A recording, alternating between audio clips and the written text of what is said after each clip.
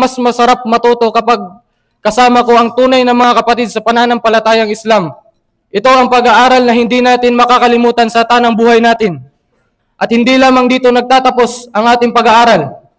Nawa ay makapag-aaral tayo sa mas mataas na antas o level ng pag-aaral sa Islam. Sa dami ng mga batang Muslim dito sa mundo, pinili tayo ni Allah subhanahu wa ta'ala. Napakapalad natin mga kapatid. Nabigyan tayo ng pagkakataon na makapag-aral dito. Tunay na aking ikinararangal na ako ay naging kabilang sa estudyante ng Ikhlas Tacloban Samir Turil. Alhamdulillahi Rabbil Alamin. Wassalatu wassalamu ala Rasulillah wa ala alihi wa sahbihi ajma'in amma ba'd. Assalamu alaikum warahmatullahi wabarakatuh. Isang mapagpalang araw po sa ating lahat. Ako po ay taus-pusong nagpapasalamat sa pagkakataong ito na maging tagapagsalita ng aming klase sa batch 2 ng Samir Turil dito sa Ikhlas Tacloban. Una-una sa lahat, ako ay nagpapasalamat sa Allah subhanahu wa ta'ala, ang pinakamawain, ang pinakamahabagin, at ang bukal ng lahat ng karunungan. Kung wala ang kanyang gabay at awa, ay hindi po kami makakarating sa yugtong ito ng aming paglalakbay bilang mga mag-aaral sa pananampalatayang Islam. Alhamdulillah, at tinipon tayo ni Allah subhanahu wa ta'ala dito sa lugar na to para sa graduation ng batch 2 Ikhlas Tacloban Samir Turil.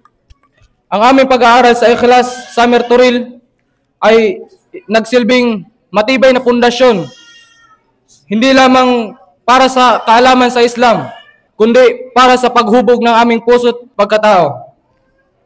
Dito po namin natutunan ang pangunahing aral bilang mga mananampalataya sa Islam. Dito po namin natutunan ang kahalagahan ng sala, ang pagsunod sa propeta, sa sunna ng propeta Muhammad sallallahu alaihi wasallam, at ang paggalang sa kapwa. Dito rin namin natutunan kung gaano kahalaga ang tauhid o ang kaisahan ni Allah subhanahu wa ta'ala, at ang kahalagahan ng ikhlas o katapatan ng puso para matanggap ni Allah subhanahu wa ta'ala ang lahat ng ating mga gawa, sa lihim man o sa lantad. Sa aming mga guro, sa mga ustad, maraming salamat po. Hindi lamang kayo nagturo ng leksyon, kundi nagtanim ng pagmamahal sa Islam sa aming mga puso. Sa bawat klase at paalala, ramdam namin ang inyong malasakit at dedikasyon. Alam namin na hindi kami naging totally mga masunurin. Meron kami mga pagkukulang bilang inyong mga estudyante. Maraming salamat po sa lahat ng inyong sakripisyo, pagtitiis at pag-unawa para lamang maiparating at maituro sa amin ang tunay na turo ng Islam. Isa po kayong biyaya sa amin ni Allah subhanahu wa ta'ala, at hindi namin kayo malilimutan. Sa amin namang mga magulang, ang aming unang guro sa buhay. Isa po kayo sa dahilan kung bakit kami naririto. Alam namin na labis ang pag-aalala ninyo dahil kami ay nawalay sa inyong tabi ng isang buwan. Isa kayo sa naging inspirasyon namin upang pagsumikapan ang pag-aaral sa pananampalatayang Islam.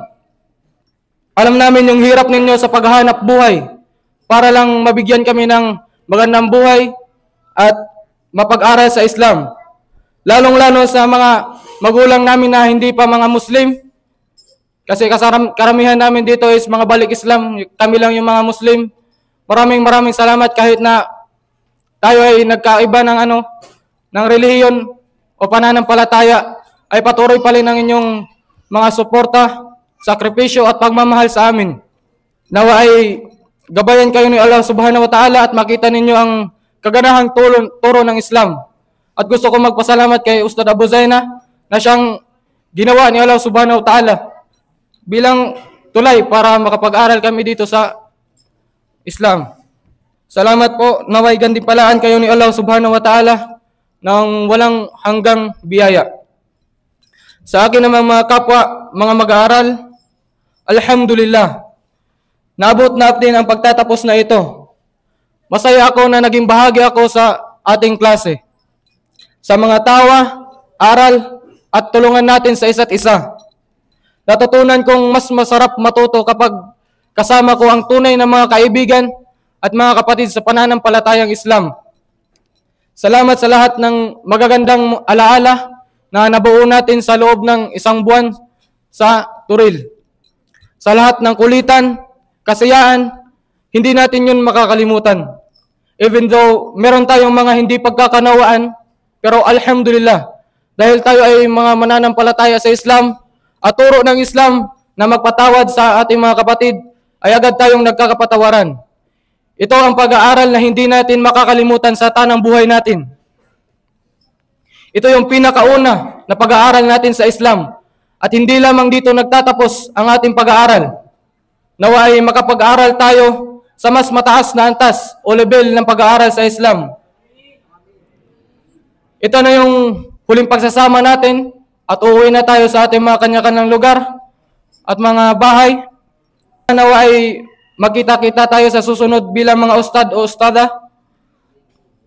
Sabi pa ng Rasul sallallahu alaihi wasallam sa isang hadith, "Man yuridillahu bihi khaira yufaqihu fid din." Sino man ang ninais ni Allah sa kanya ang kabutihan, ay ipapaunawa sa kanya ang relihiyon o ang pananampalatayang Islam. Allahu Akbar mga kapatid. Ito ay napakalaking sign o palatandaan na dinanais ni Allah subhanahu wa ta'ala para sa atin ang kabutihan mga kapatid. Kaya dapat na hindi natin ito sayangin. Sapagkat sa dami ng mga batang Muslim dito sa mundo, ay pinili tayo ni Allah subhanahu wa ta'ala para makapag-aral.